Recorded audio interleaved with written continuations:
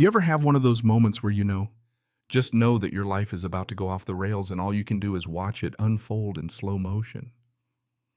That was me standing on my own perfect green lawn, sweating through my old baseball cap, listening to my neighbor Karen snarl, "You people always seem to have it so easy." The way she said it, eyes slitted, lips tight, you'd think I'd just won the lottery for breathing air. She didn't even bother whispering anymore, just let it hang there thick as the muggy summer air between us. All I could do was nod, push my mower past her, and pretend her words didn't sting even as the roar of the engine swallowed the rest of whatever poison she wanted to spit my way. If you've ever lived next to a Karen, you know. She was the kind of person whose whole identity was built out of bitterness, peeling beige paint on the house, peeling bitterness on the soul. Never happy unless everyone around her was as miserable as she was. We clocked it the day we moved in, my wife and I, how her fake smile would vanish the second we looked away, how she'd talk to me and act like my wife didn't exist. She hated us in her bones, and she never tried too hard to hide it. Thing is, we moved to this neighborhood for the peace. On the surface, it was the dream two-car garages, neat lawns, the sound of sprinklers, kids riding bikes, a place where you could sit on the porch with a glass of sweet tea and watch the world slow down. My wife needed that quiet.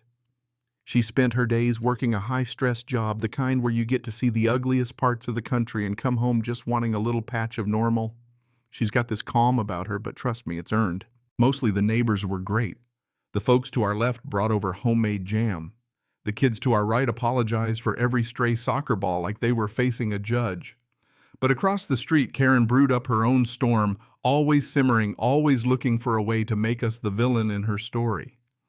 First, it was our doormat being too bright. Then it was my wife's laugh during a backyard barbecue or a single weed by the mailbox. She was all paper cuts, but after a while, even paper cuts start to bleed. Her racism was never obvious at first, always wrapped up in coded phrases and side eyes, but my wife, she could read people for a living. She said, "That woman, she's not just cranky. She's got a cause." And she started keeping notes just in case. Every weird look, every coincidental drive-by when we were coming home, every little dig. I thought she was overdoing it. Turns out she was the only one who knew what was coming. One Sunday, we did our usual grocery run. I was in charge of snacks and wine. She did the healthy stuff and picked up ingredients for some fancy lasagna for the older couple next door. We rolled back up trunk full, just a normal weekend. But as soon as we pulled in, I saw that flicker behind Karen's curtains. She was watching, always watching. "Let her," my wife said, barely glancing up. "The show's free." But when Karen came barreling across the street, arms crossed, face set, like she was storming Normandy, I knew we were in for it. She didn't even use the sidewalk, just marched right up, took one look at the bags and sneered, "That's a lot of food. Looks like you're hoarding." My wife didn't blink, just kept unloading smooth as you please. "It's called grocery shopping, Karen. You should try it sometime." It wasn't what Karen wanted. She wanted a fight, and my wife gave her nothing.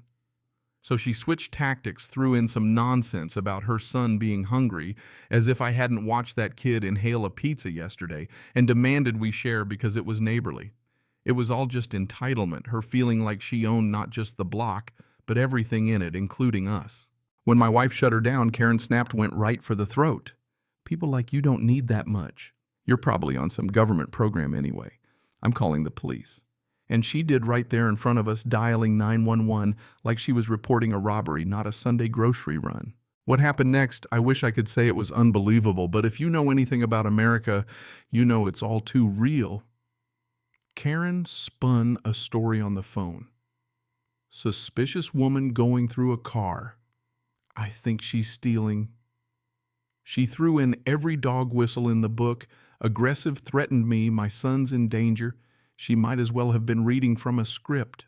My wife stood there, bags in hand, jaw clenched, not giving Karen the satisfaction of a scene. All I could do was stand next to her, useless heart pounding. "Stay calm," she whispered. "That's what she wants." Sirens, 2 squad cars screeching in like we'd robbed a bank. Cops jumped out, went straight for my wife, shouting orders. Didn't even glance at Karen, who played the part of the traumatized neighbor leaning on her mailbox, voice trembling. The officers never asked questions, just demanded ID, hands in the air, treating us like criminals on our own lawn. Karen doubled down screaming we were stealing from the food bank. The whole thing was surreal, neighbors peeking through blinds, kids' laughter dying in the air. But my wife, she was ice. When the officer tried to open our trunk, she shut it down. "Officer, you need a warrant to search my vehicle." The sergeant, all chest-puffed authority, pushed back, saying they had probable cause. That's when things shifted. My wife reached for her back pocket, slow and careful, pulled out her wallet, not to hand over a driver's license, but a badge. "I am a senior special agent with Homeland Security Investigations," she said, calm and clear. "You are on my property responding to a knowingly false and racially motivated report." You could feel the temperature drop. The sergeant's face went white. The younger cop just stared. Karen's performance sputtered. She had no script for this. My wife made a call, crisp and professional, asking her supervisor to come down. Suddenly, the whole block was holding its breath. When the supervisor arrived, a tall guy in a suit who looked like he'd seen his share of chaos, my wife laid it all out. Not just what happened that day, but every note, every slash in our tires, every time Karen followed her car, every "go back to your kind" shoved in our mailbox. She'd saved the evidence, bagged and tagged, just like she'd been trained. Karen tried to play innocent, but her own texts sold her out a whole group chat dedicated to neighborhood purity. Her bragging about harassing us, even admitting she planned to call the cops and say my wife threatened her. The texts, the photos she'd taken of us, everything was right there. She wasn't just a racist neighbor, she was a stalker trying to use the cops as her personal muscle. When the sergeant read those messages out loud, the whole vibe changed. They arrested Karen on the spot for false reports, stalking, hate crimes. She screamed that she didn't know my wife was an agent, like that was the point. My wife just looked her in the eye and said, "You assumed I was a threat because I'm black. Your ignorance isn't an excuse, it's the motive."